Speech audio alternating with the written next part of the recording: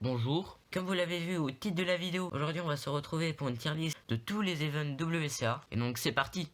Donc je tiens à dire que cette tier list est totalement subjective. N'allez pas me dire dans les commentaires gna gna gna t'as mis ça en tel tiers. Laissez les gens aimer ce qu'ils veulent. Par exemple si quelqu'un préfère le 4x4 blind au 3x3, bah laissez-le. Et voilà, c'était juste pour le disclaimer.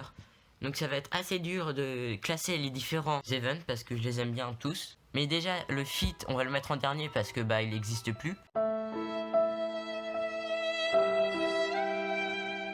Donc déjà on va mettre tous les events de blind en catégorie F parce que le blind c'est vraiment pas quelque chose que j'aime. C'est totalement contraire au principe du speedcoming parce que le principe du speedcoming c'est justement vous regardez le cube beaucoup, par exemple avec le look ahead et tout.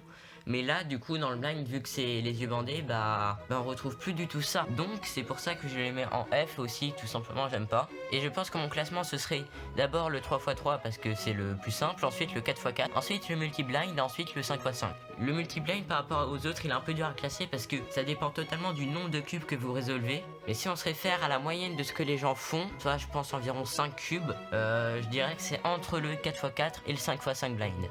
Donc maintenant ce qu'on peut classer juste après c'est le fewest move. Le fewest move j'admets que c'est très intéressant. C'est assez différent du speedcoming encore une fois étant donné que là c'est même plus une question de vitesse. Mais ce que beaucoup de gens font c'est qu'ils font juste la méthode Friedrich pour avoir au final un score assez élevé. Mais moi je pense que ça sert totalement à rien parce que si vous voulez faire la méthode Friedrich autant faire juste du speedcoming et c'est pas le but du fewest move. Le but du fewest move c'est justement de trouver une solution ayant moins de mouvements que la solution classique qu'on ferait.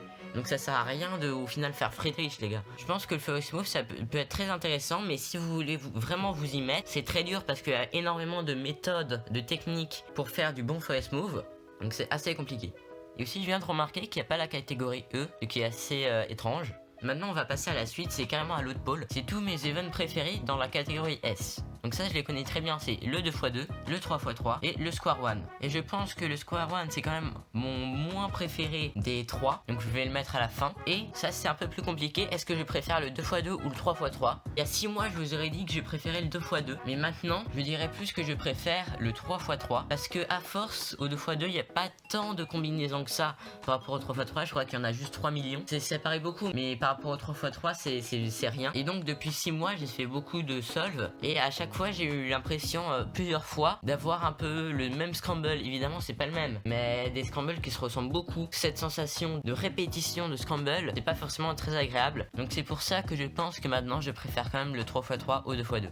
Donc maintenant ce que j'ai fait c'est que pour le reste j'ai mis sous différentes catégories. Donc j'ai déjà classé en bas les différents big cubes préférés. Donc dans l'ordre, déjà 5x5, après 4x4, après 6x6 et 7x7. Oui je préfère le 5x5 au 4x4 parce que même si c'est plus long, 4x4 par exemple, lors du moment où on fait les arrêts j'aime pas du tout cette étape. Me demandez pas pourquoi mais j'aime pas. Et donc c'est pour ça que j'ai mis le 5x5 au dessus du 4x4. Et après 6x6 et 7x7 parce que c'est quand même un peu long. Ensuite maintenant on va passer au side event. Mon side event préféré c'est très clairement le cube. Ça ressemble beaucoup au 2x2. Ça ressemble énormément surtout au niveau des méthodes. Il y a déjà la méthode où vous faites déjà une phase, vous faites la phase opposée et puis vous terminez. Ça correspond à la méthode Friedrich-Ortega.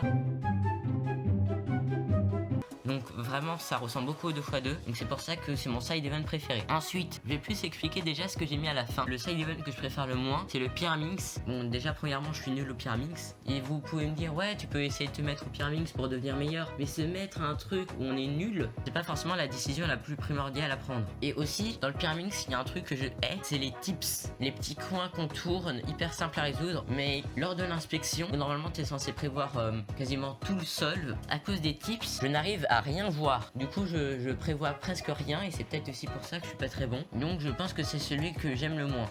Donc ensuite l'OH en avant-dernière position parce que comme j'ai des petites mains bah j'ai mal aux mains et je suis pas bon à l'OH. Donc je les mets en avant-dernier. Et ensuite ces deux là j'ai mis le méga au-dessus du clock parce que le clock c'est quand même quelque chose qui est très éloigné des autres cubes qu'on connaît. Mais c'est aussi quelque chose d'assez intéressant que j'aime bien. Mais comme c'est très éloigné de tout ce qu'on connaît au niveau du cube, je l'ai quand même mis en dessous du Megaminx. Je vais pouvoir les classer dans les tiers A, B et C. Je pense que comme le Square, je vous ai dit que j'aimais beaucoup, je vais le mettre en tout premier dans la classe A. Ensuite, je vais mettre du coup le 5x5. Ensuite, je pense que je vais mettre le 4x4 et puis c'est bon. Je pense qu'ensuite, du coup, le Megaminx, je vais le mettre en B. Ensuite, le 6x6, je pense que je vais le mettre juste après le Megaminx. Et ensuite, pour les 4 derniers, le 7x7, je pense que je vais le mettre en tiers C. Ah oui, j'avais oublié le clock.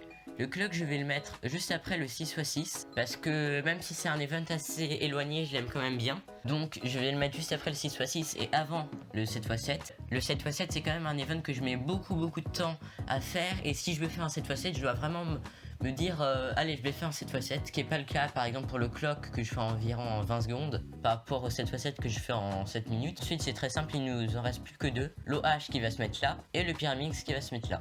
Et donc voilà, j'ai fini ma tier list de mes events WCA préférés. Si vous voulez, vous pouvez mettre votre tier list à vous en description pour qu'on puisse la regarder et comparer.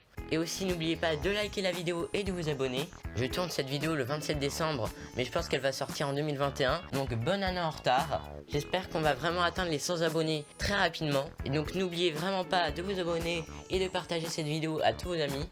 Et à très bientôt pour plein de nouvelles vidéos. Salut tout le monde.